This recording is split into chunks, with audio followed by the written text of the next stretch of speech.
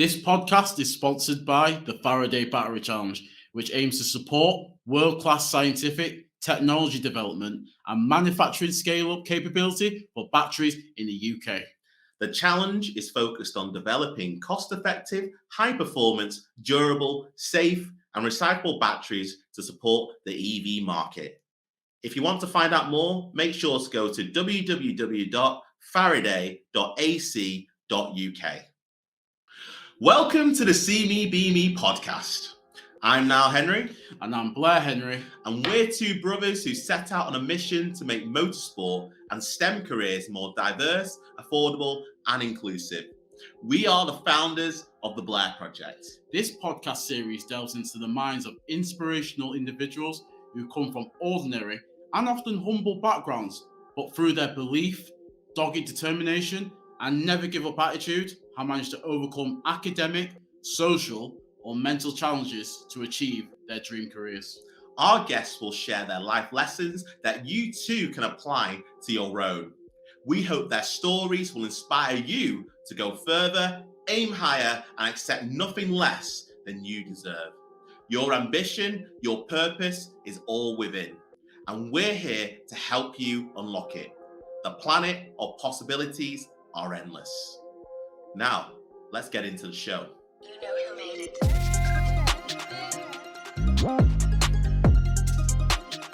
So on today's episode, we are joined by a very special guest, Roosevelt Alexander, who is the Director of Skills at the Growth Company. Roosevelt has a very interesting story growing up in Brackenhall in a very deprived community and coming out of education at school with only one O-level.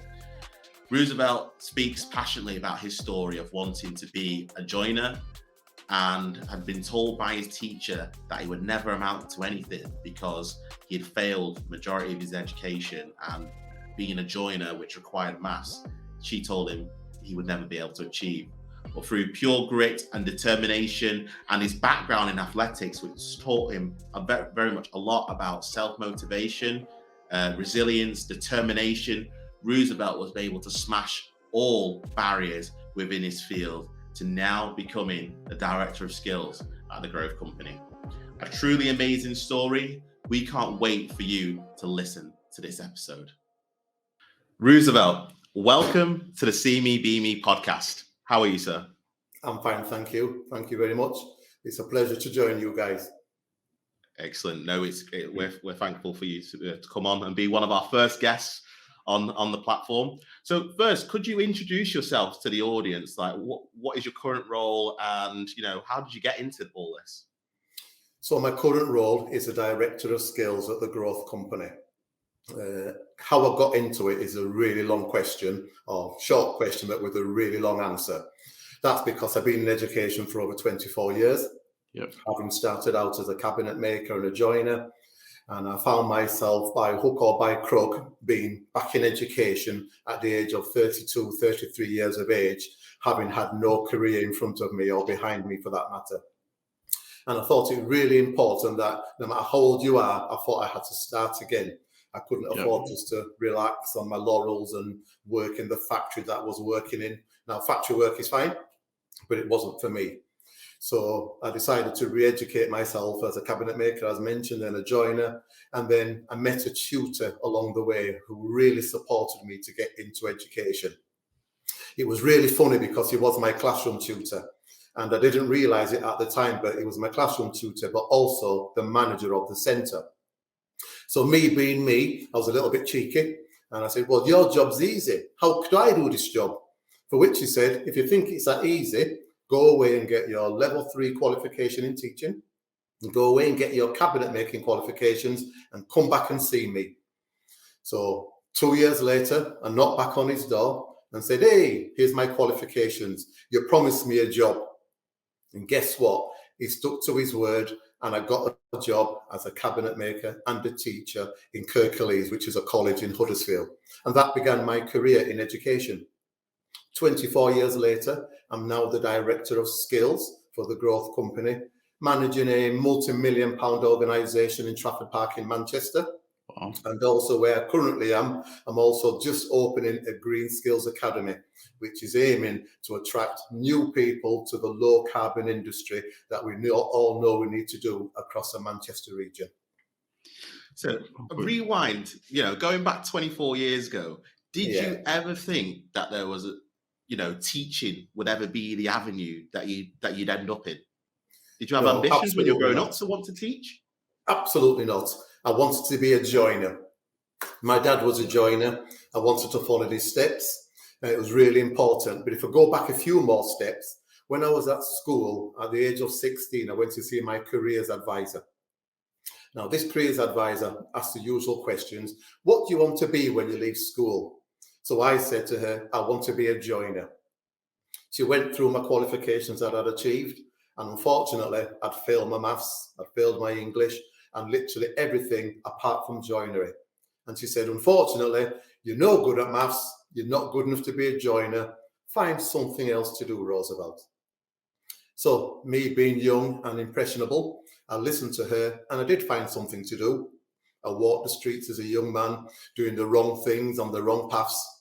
And it took me till I was 21, 22, 23 to really get to understand who I was and that education is for everybody and that I should do something different. So that's when I got myself a proper full-time job, and that was actually in a factory making cabinets, making joinery products, etc. But the key thing was this lady had no faith in me, and unfortunately I believed in her. So the lesson for me really is that everybody can achieve something. You can always find your level and you can go as far as possible. But first of all, you've got to believe in yourself. And that's where I went wrong. But the message for everybody in the future that I would say is believe in your abilities. Don't trust what everybody else has got to say about you. Really look at yourself and what you can achieve and push yourself. So that's where I began. And that's where I am now. Roosevelt, did you feel that when you were growing up in your youth, did you feel that there was a lack of opportunity that was available for people in your community? Absolutely. Well, there was no opportunity, full stop. I was born in a small little area in Huddersfield called Brackenhall, and Brackenhall was considered pretty much the worst council estate in Huddersfield. And there was an old saying, nothing good comes out of Brackenhall. So being a young man, we kind of fall into the rhythm of the city or the town that I live in. And I also think nothing good comes out. No opportunities, nothing to do. Perhaps I should take a step back because there was one opportunity, and that was to be an athlete. I always loved running. It turns out that I was a high hurdler and a high jumper. So I used to train very regular with my coach in the athletic world, and I became pretty good, having raced the likes of Colin Jackson and David Thompson and Linford Christie. So I did it at quite a high level. But the athletics is what gave me an opportunity to believe in myself. So doing the running, I started to win competitions. I started to believe that I could achieve more. And even though there was no job opportunities really there for people like me, there was a great opportunity to expand myself in the athletic world. And the skills, the opportunity, the determination, the will to carry on and to do that extra 5 yards is what I've really converted into my educational world. So I've taken them skills and used it to progress myself in life. So quite right, there was nothing there at the beginning, but the athletic world really opened the door for me. Would you say that, your experience from athletics, were they, the people involved in athletics were almost your role models in terms of what you believe that you could achieve going into the future? Yeah, absolutely. Well, looking at TV, looking at Linford Christie and looking at Colin Jackson and imagining these guys are on television, superstars in their own rights. And of course, I wanted to be like these people. And as an athlete, I really looked up to these individuals. So even though they weren't in the educational space, they was really achieving what they wanted to achieve in life. So world level, Olympic standard. So for me, they really set the pace mentally for where I wanted to be. So I ended up in education, of course. I didn't achieve as an athlete. It wasn't for me in the end, but the skills I learned from it has really benefited me today. And even to this day, actually, I still train regularly. I still run. I still weight train. I'm a second degree black belt at Taekwondo. So Wow. I still use all the skills that I've learned and all the attitude which needed to succeed in this life. That's quite an interesting one because, I've listened to a lot of podcasts and, read a lot of books, and, a lot of people in business had done a sport growing up, and because the sport teaches you like things about discipline, Absolutely. picking yourself up when the tough gets going. So that whole thing around resilience, self-motivation. Correct. And I suppose that going through that period of doing athletics, doing the high hurdling, and that competition element, obviously has benefited you in terms of your career, because it's taught you, like, what, as long as I put my mind to something, I can achieve anything that I set out. Yes, absolutely right. And I would recommend it for anybody, because I do think sport is a real motivational place to go. And it doesn't matter what level of sport you do. It's just about self-preservation. It's about the perseverance, as you mentioned. It's about that ability and dedication to push yourself. And I used it to get where I am today. And like I say, I'm still doing it because it's good for my soul. It makes me relax. When I finish doing a bit of weight training or martial arts, then the mind tends to feel free and all the stresses of the day are left behind. So I do recommend the sport because I do think it is a real conduit, and it helps people move on to different things in life as well. So I just want to go back to your childhood, Roosevelt. Okay. In terms of role models, who were the positive role models around you? And even to an aspect of, wanting to be a joiner. Was there somebody in, in your family or friends or somebody around you that inspired you to want to pursue that career at that time? Yes, so I think I mentioned it right at the outset. It was my dad. He was a joiner. So my dad was from Grenada, came to England in the 1960s. And whilst he was never qualified at joinery, he just had the knack. He knew how to do it. So as a young boy, I used to watch him build cupboards and chairs. And of course, we were very poor, so we couldn't afford these things to buy from the shops. So my dad, being a joiner, would make them for us. And I used to love the cupboards he made. And I thought one day I'd love to be like him and have these kind of skills. So really, I think probably my first real role model would have been my father. He's the person that set the pace and that got me in the direction of joinery. It's just then I've used joinery as a conduit or a tool or a vehicle to move on in life. But by all means, yes, he has definitely set the pace, and he's one that I've followed right to now. And I'm lucky because he's still alive at the age of 86, and I'm still learning from him every day. So would you say he's your biggest idol? Who would I say? Or would I say that he is my biggest idol? Both, actually. Both. Right, okay. So he's definitely an idol, 100%, but perhaps not my biggest idol. I think my biggest idol was my athletics coach, because he took a young, poor boy that had nothing, no spikes, no running vests, and he paid for these spikes so that I could run. He bought out me a running vest so that I could look like the rest of the people on the running track. He, free of charge, would put me in his car and take me to these events. He'd ensure that I've got something to eat. He'd bring me back home safely and motivate me to turn back up again on Monday morning. And when you're young and you're tired and you don't want to go to the track and you don't want to train, he'd be banging on the door saying, "Come on, Rosie." That's what they call me for short. "Come on, Rosie, let's go again. You're really good. You're a fantastic athlete. You can be something." So while my dad set the pace, I really believe this tutor called David Townsend really took over and helped me to move to that next step. So two role models in this regard.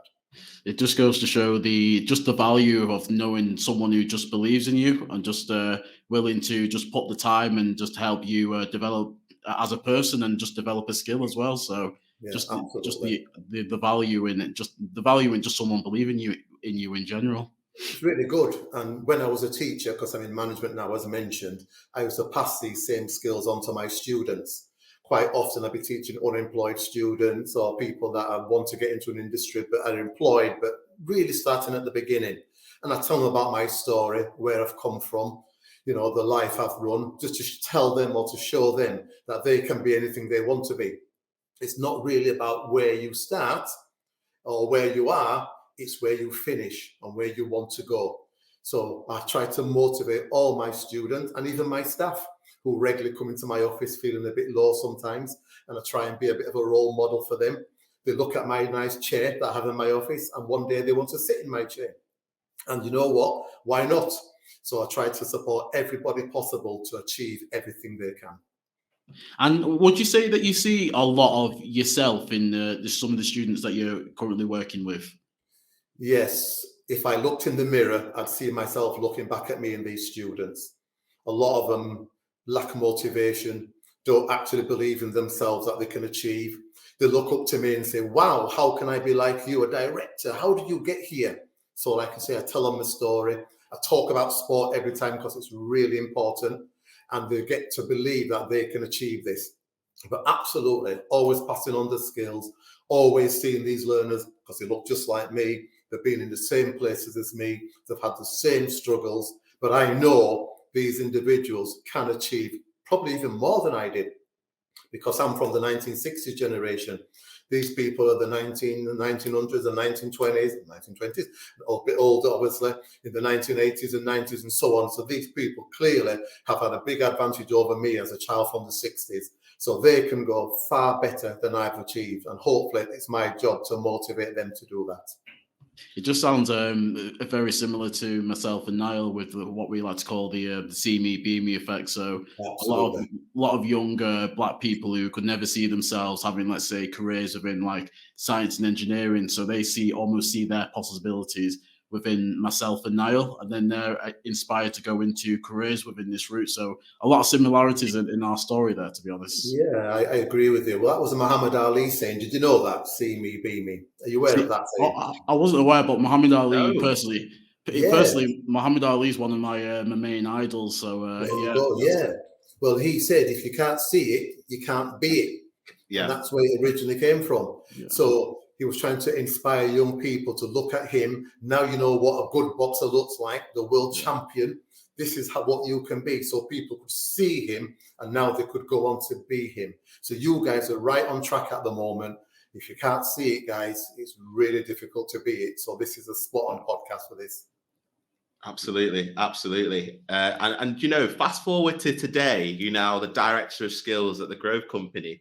And in terms of the skills that you're teaching that next generation, what sort of skills are you educating these people on? So the vast majority are learning practical skills. So I'll split it into two halves. So the big main skill centre that I manage is in Trafford Park, and we have about 700 apprentices thereabouts, a lot of young people that are just from school. We also work with ex-offenders and unemployed adults, and they're learning the basic trades such as joinery, plastering, engineering, motor vehicle, you name it, they're learning it. A lot of them have jobs already, but unfortunately a good proportion don't. So we're really trying to teach these people the basic skills of the trade up to level 3, ensure that they're fully qualified so they can go off and create a career for themselves, either become an apprentice or set up their own businesses. In the Green Skills Academy, we're teaching people the latest brand new low carbon skills. So really this is for people that have already got an understanding of electric, they're already qualified to a certain level, but they now want to learn how to install EV charging points perhaps, or wind turbines, solar PVs, or heat pumps, or they want to get into the retrofit space. So these people have already got the skills, but they just want to tweak their knowledge and add a little bit on. So two different kinds of cohorts, some that are learning from the beginning, and others that have already got the skills and want to take the next step in this low carbon career. And what would you say to a young person listening to the podcast who might be, 16 years old and is choosing his options, and never even considered having a career within these fields? Maybe listening, and a lot of our young people are told to go down the academic route of college and university if they want to do, let's say, a career in engineering. But there is these other avenues through the apprenticeship route. What would be your advice to, let's say, a 16-year-old Roosevelt? What would you say? I would say to a 16-year-old Roosevelt, number one, believe in yourself. Number two, university is very expensive. Number three, if you become an apprentice, You get employed, so you get paid. You get trained at a centre, so you leave with no debt, and you leave with a skill that will stay with you for life. If you go to university, you do have debt, and you may well become something great and have a fantastic career, but you will have debt. I went to university as well later on in life and managed to get some relatively high level qualifications. But I would say to a young Roosevelt, go and get your skills from an early doors, believe in yourself. If you can get an apprenticeship, fantastic. If not, get into training, learn your skills, and then put them into operation. And if university is a place for you, then by all means, get into university, study hard, and get as good a qualification as you can. Because whatever you do, the training you learn will always be with you for life, no matter what it is. No, definitely agree with that. There's nothing better than learning on the job and learning those like hands-on skills that you can apply to the different organizations. Whereas we found with a lot with the university, it's more the theory behind it, but there's nothing more valuable than the hands-on experience that you can take into the workplace. Absolutely correct. And we have a lot of young people now that are not really academically minded. So they really do struggle when it comes to that side of things. But when it comes to skills, they're absolutely fantastic. They've got the attitude, they've got the ability, and they've got the determination. And once you find out they're actually good at something, then you could see them explode and they become great. You know, I'll tell you a little story. I used to teach a pupil referral student a few years back, well, quite a few years back actually. And he was quite disruptive and a real struggle. But nonetheless, he achieved the qualification and he left at the age of 16 from this pupil referral unit in Huddersfield. He came back 2 years later or thereabouts, and he came back in a Ferrari. And we was all, whoa, what did you do back in this Ferrari? What did you do? And he took the skills that he learned as a bricklayer. He joined teams with his father and set up his own construction company. He became the MD of the construction company at 18 years of age, where he could afford a Ferrari. The lesson was, if you want to achieve, you can. We motivated him. He took the energy, he took the skills that he learned and applied it into real life. And for me, that's the whole point of our being, to maximize everything we can about ourselves. And it was great to see him. We won't all afford a Ferrari. Maybe we'll have to settle for a Mini. Maybe a Ford Escort like I drive. But whatever the case may be, it just shows that we can achieve if we really put ourselves and our minds to it. One of the experience we found is that with the young people we've worked with, it's almost like schools kind of take out the creativity element of like young people's talents and whatnot. So it's just like we found like activities like ours where we teach young people about putting their own creative ideas together, and it just opens their minds up to the opportunities that are out there, like the example you just gave there. So it's just having more initiatives out there that can just tap into like the inner potential of our young people, really. Yeah, fully agree. And I think we've got to recognise that we all learn differently. And education is not always for young people. Not always at 16 or 17 are we ready. Sometimes they're not ready till they're 18 or 19. Sometimes they don't want to do academic, they want to do practical. Sometimes they need a skill to go off. Sometimes they need an avenue that really excites them. And we've got to think about these young people, offer them things that they need, and it's for them. So we've almost got to bespoke the programs to meet their needs. I think when we throw a blanket on top of the young people and say, you will all be like this, I think that's where we go wrong. Individualize our approach. Look at the person. What do they want to achieve? What can they achieve in 2 years, 5 years? Set out some milestones and support the individual to achieve their objectives. And you'll find eventually they'll take that and they'll eventually develop their own skills and go on and create a whole career. But you're quite right, different things for different people. And I just wanted to also ask you, Roosevelt, in terms of your current role, what are some of like the day-to-day hurdles that you go through in your current job? Wow. It's a stressful job. So some of the hurdles is to keeping calm, and that's where the sport comes in. It really keeps the mind focused. Dealing with people, because one of the biggest challenges are humans, because of course, dealing with all the daily issues, we've gone through COVID, we've gone through stress, many of illnesses. So keeping people focused and online is a real challenge. Of course, keeping the business running, because as a director of skills, I have responsibility to ensure that the skills centres that I manage makes enough income, that everybody gets a wage, and that we're all here tomorrow, and that our learners are achieving. And to do this, I need to make sure all of my team are in a good place. So it's a real challenge keeping everybody up at this level. And of course, the challenge for me is getting out of bed in the morning, getting there on time, and doing the job. Because no matter how old you are, we all get tired every now and again. So keeping motivated, to keep my staff motivated, is an ongoing challenge every day. But you know what? It's a good challenge, and it's really important that we all continue doing it. I've got a really good question. So if a young person was to ask you, Roosevelt, what are the 3 key skills that are important to do your job, what would you say? 3 key skills. So some thoughts came to mind when you said that then. So I'm not such about skill, but can I give a couple of points then maybe as to some things you really need to think about? Go I'd ahead. say 1, don't ask, don't get. So if you ask and you ask enough questions about where you want to be, what you want to try and achieve, then you'll be surprised how many doors open. Don't sit in silence. Get out there and ask the right questions. I'd say perhaps 2, only you can achieve it if you trust in yourself. It's really important.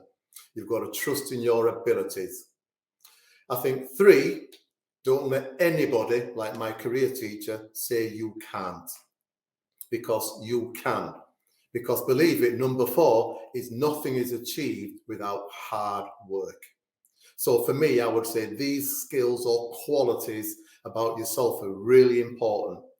If I had to pick on one of those, I'd say trust in yourself and trust in your abilities, because you can actually do it. You just need to realize it, and you just need to do it. Love that. Very, very powerful. And, a lot of that stuff, I can resonate with from my background. At school, I was told I'd probably never amount to anything. There's a terminology called the forgotten middle. So it's the kids who are the most academic, but also, they're not the other kids who are not the disruptor in the classroom. It's the one who teacher thinks will just, okay, do all right, whatever. We don't really need to pay attention. But, I had that where, people thought, oh, yeah, he's just not going to do anything. And then, it's like, you're not going to let people's opinions put you down, and you're going to go out there and, try and be the best you can be, and, be determined to create something in this world. Absolutely. You're quite right, but I think it's quite difficult when you're young and you can be influenced by people, and you may not have all the confidence you need. You don't know what path to go on. So that's where that motivation comes in. That's why this podcast is absolutely brilliant. It's a fantastic idea, because it does give people the opportunity to believe in themselves and to see people that have been there and where they can actually go, because they're not all confident. We haven't all got the support of our parents, perhaps, or our friends. Sometimes you're on your own, having to make your own way in life. So this type of thing, if you can see it, you can be it, really opens up a lot of doors for people. So I fully agree with you. And, another interesting question I'd like to ask on the back of everything that we spoke about today, even getting to the point where, you're now you're in the role now, director of skills. Did you ever envisage that was even possible? Never. I didn't think I could become a teacher, never mind a director of skills. But it was interesting. To get here, I had to do some real planning. I had to kind of work out what kind of skills and qualifications would be required to get into this type of role. So what I did was I pulled a lot of job applications that I saw online. I looked at the requirements, the spec. Some said you need a degree, some said you need 5 years experience, some said you need to work in an establishment. And I went away and I did that. So I went to university, as I mentioned earlier. I went and got my BA Honours in Education and Training. I went and did my Master of Arts in Leadership and Management, paid for it all myself out my back pocket, so left with no debt, because I realised that it was really important that if I wanted to achieve this objective, I needed to meet that spec or the criteria that the industry required. So that was hard work. So I was working full time, I had a family, and I was attending university as well on the nights and at the weekend. So very, very difficult, but pure dedication. And because of that, I've got where I am today. And I think without that kind of dedication, I would not have achieved it. So if somebody wants to climb that tree, as it were, or get ahead of themselves, I'd say push yourself, create a pathway of where you want to achieve, set some milestones, 2 years, 3 years, 4 years, and then slowly but surely through incremental progress, try and achieve. Because before long, you will find you've achieved your objective. Brilliant. Your story and your background, Roosevelt, is just a classic example of just hard work and perseverance. So no, don't let anyone tell you what you can do. You just basically, as long as you have a desired goal, just keep putting the hard work and dedication in, and you will eventually achieve your goal. It's a really inspirational story. So what I wanted to ask next is, in terms of where you are now, where would you like to see yourself in the future? Like, what are your future goals currently? So my future goals, so as a director, there's still another few more levels available for me within this organization at least. So the next natural level is to be the MD, or the managing director of the growth company. And that's a managing director of skills. And that oversees 20, 30 million pound business, as it were, 400 or 500 members of staff. So massive organization. It may not be with the growth company. It may mean that I have to move on and take a next natural step somewhere else, but you never know. Doors open and doors closes. So I think that's the next step for me. To do that, I need to continue proving that I'm good at my job. I need to continue achieving the objectives set by my line manager, and hopefully in time, a job will appear in front of me that I will be able to do effectively and efficiently, and to support that workforce. So I think MD is the next natural step, but that will take another couple of years, maybe a bit more training and a bit more hard work. Excellent. And I think what we're going to do now, Roosevelt, is going to come on to the nice and relaxed part of the podcast. We're going to ask you 3 fun and interesting questions. Okay, fire away. The first one is, if you could have any superpower, what would you want to have and why? Good question. I think I'd like to be invisible. Because when I was younger, invisibility, okay. The ability to vanish and to turn up. That means, one, when I was feeling very low, when I was young, I could vanish off away and nobody could ever find me. It'd be a nice place to hide. So while it's a superpower, that's not in a sense flying or jumping, but it would have protected me when I felt really low, because I did come from a place where sometimes I really struggled. And I think that superpower, the ability to vanish, would have been absolutely great. So I would pick invisibility. Excellent. That's the first I've heard of somebody said invisibility. So that's pretty cool. That's different. If you could travel anywhere in the world right now, where would you go? I would go back to my parents' homeland. So my parents are born in Grenada, and a very small island off the main island is called Carriacou. So I would love to go back to Carriacou. I have traveled the whole world, but unfortunately, for some reason, I've not gone back to this island. So it's on my bucket list, as we people say nowadays. So if I could travel anywhere, I'd go back to Carriacou, where my parents were born, and to see exactly what they came through, and see the trees and the land and the beauty that they've kept talking about throughout my whole life. There's also a danger you might not come back, because it's so beautiful out there. Why would you want to come back to Manchester? Maybe I would come to the UK and stay there and have a new career. Who knows? And then the final question is, if you could advise in your home, even now, or let's say you get to the position of being MD, you have to invite 3 people to dinner, living or dead. Who do you invite to your dinner party? Wow. I'd invite my athletics coach, David Townsend, just so he could see what has been the outcome of his hard work and dedication that he put into me. I'd love to do that. So that would be number 1 person. Number 2 person would be my young daughter, who's 19, because I'd want her to meet the person that helped get me where I am today and help support me, so that she could realize that we can do things on our own, but never be scared to ask for help and never be scared to lean on somebody. And I think number 3, probably my mother, because she always believed in me from a very young boy. And she said I would turn out to be great. So she called me Roosevelt after President Roosevelt and Alexander the Great. And she said, one day you will be something great. I'm not sure if I've achieved that yet. So we'll wait and see. But I'd like her to see and understand just what the repercussions of her hard work will be, and that I have achieved something in my life, and I think I've done relatively well based on from where I've come from. It's really nice list. That's a great list. I mean, as an outsider, I can say, you're doing some amazing things. You're smashing it. Thank so you. I hope Mummy Alexander would be very, very proud of her son. She will be. And they're all alike, so that's a good thing. No, so that's a great list. So the coach, your daughter, and your mother. That's really great. Actually, no, one last bonus one. Yeah, go on. I have this argument with some people. Should pineapple be on pizzas? Controversial. No, I hate warm fruit. I don't get it at all. So if you don't like it, I agree with you. No pineapple on pizzas whatsoever. Keep it natural, folks. That's what I say. Thank God. Sweet and sour don't go together. Any more questions? No, that's good on my part. Any questions, Blair, that you'd like to ask? No, nothing more from me.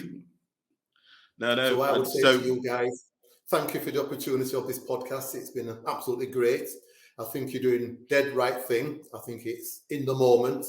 I think you should take advantage of it, because the young people of today need motivating, they need the support, particularly those that have gone through COVID and the struggles, they've lost education, they've lost motivation. There's a lot of mental health issues going on.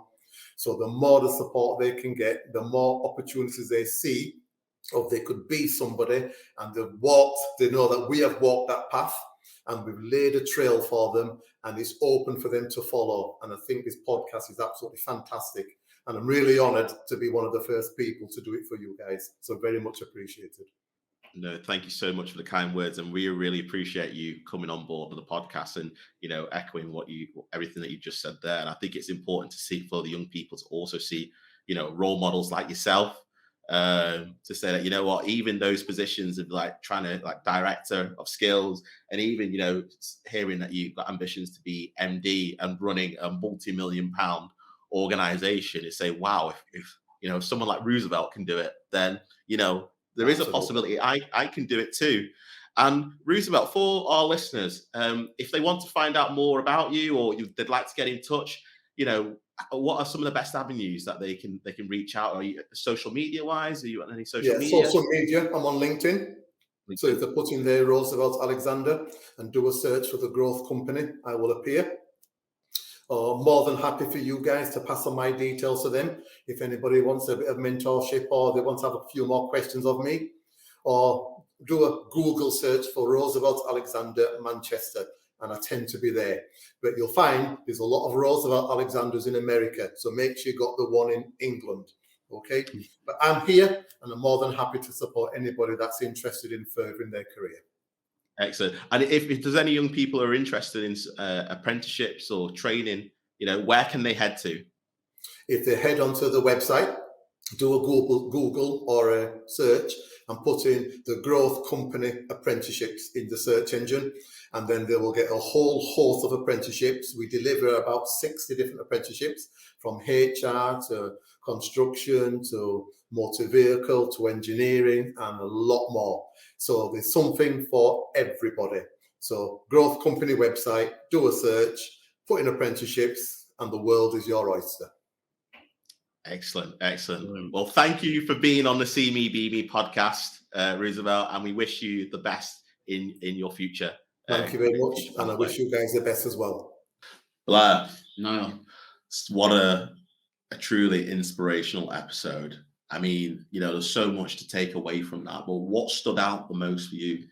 I feel that a lot of Roosevelt's story, it has similar links to our own. So just like with his background and how he went through school, and they was just turned off by education. There was just teachers that didn't feel that he would amount to anything in life, and just looking for those role models who could basically take him to where he wanted to get to in life. And it's just hearing those stories of like how his athletics coach was very an inspirational and influential figure in his life, and how just that one person believing in you, just having that belief that you can make something out of your life, and just having that one person in his life essentially affected him in terms of putting him on the right path to achieve to get him to where he is right now. Well, it's that whole role model effect, isn't it? So by having his coach as his role model, it pushed him to the direction he currently is in now.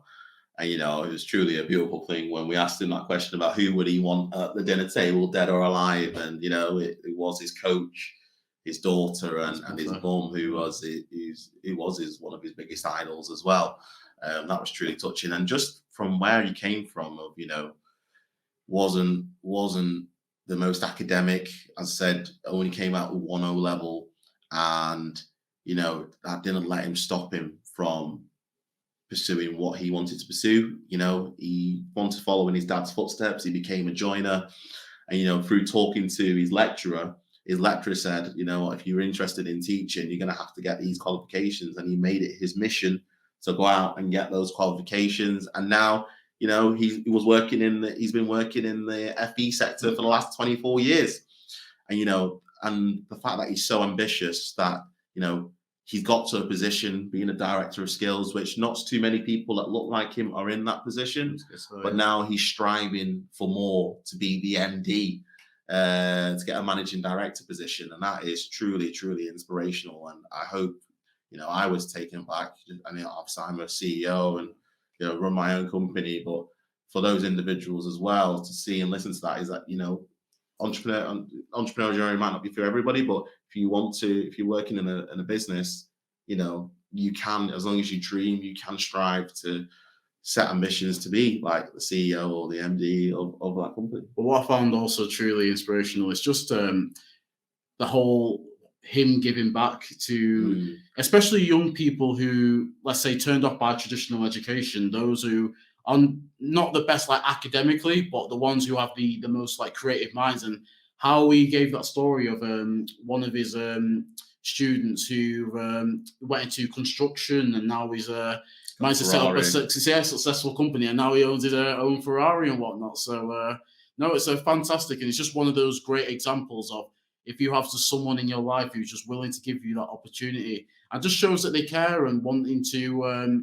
see like young people who with these creative backgrounds succeed. It just goes to show the benefit of having a figure like that. Well, I think one of the things as well that Roosevelt captured is that the whole thing of believing in yourself and working hard and pushing yourself to reach new boundaries and new heights. That was really, really a key thing that I took away. And, you know, as well, it's, you know, sometimes, you know, if you're from a certain background, you feel like it's almost like a crabs in a barrel mentality, as if, you know, if you see everybody else in the same position, you probably just think, oh, I can only ever achieve this. Yeah. And, you know, when somebody is trying to excel, like someone's trying to bring you down, and, you know, he didn't let that phase him. He was just so determined and so motivated. And now he's in a field where he's doing green skills, teaching people about retrofit, you know, getting people trained up on all these new and emerging technologies, and then providing employment for them, or for those students. So truly magical stuff, and we can't wait to see what the future holds for Roosevelt. And, you know, fingers crossed he becomes MD of the Grove Company, or wherever in his journey on the next organization. If you've liked today's episode, make sure to like, comment, and subscribe. The Blair Project is on all major social media platforms, including Facebook and LinkedIn and YouTube at The Blair Project. We're also on Instagram, Twitter, and TikTok. Yes, we are on TikTok at Get Me Motoring. If you'd like to follow myself individually, I am on Instagram at Nile Henry, and also LinkedIn at Nile Henry as well. And if you want to follow myself, I'm on Instagram as Blair Henry _97 and also on LinkedIn as just Blair Henry. So we look forward to having you on the next episode. So stay tuned. Take care. Until next time.